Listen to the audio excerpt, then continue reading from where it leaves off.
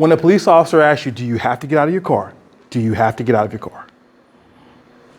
Yeah. What do you say? Yes. Okay. This is one of these hot button questions that you see, our kids see all the time online. Police officer asks them to get out, they say no, and then something bad happens.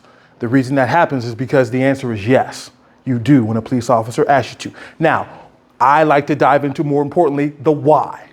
The why is this: it is case law. Case law is what governs what we do as police officers. There is case law that says that we can ask you to step out of the car, which is Pennsylvania versus Mims. This is for the driver. Okay? When a police officer asks you to step out, you step out. Maryland versus Wilson is for the passengers. It's essentially the same thing. Two different cases. There's also case law that restricts what we do as police officers. And what I like to teach is this: in order to have a case restrict what a police officer does, the person who has had their rights violated has to make it to court. This is not the place on the side of the road in your interaction to try to fight it. That's not how that works. It would behoove you to just go to court, because that's The passenger has to, if they ask you to step out. Maryland versus Wilson. Yeah. Essentially, a police officer could make everyone in the car play musical chairs. Okay. All right? Everybody has to get out if that's what they require. But a lot of people don't know the why. And so there's debate about the yes or the no, right? I have my rights. I understand that.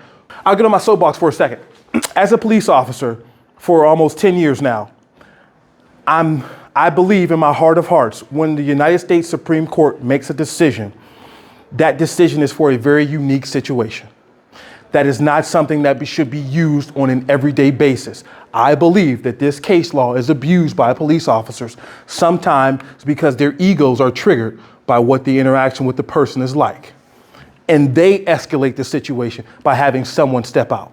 A police officer does not have to give you the reason why they're asking you to step out on the traffic stop. They only have to be able to write it in their report and testify to it. That's it.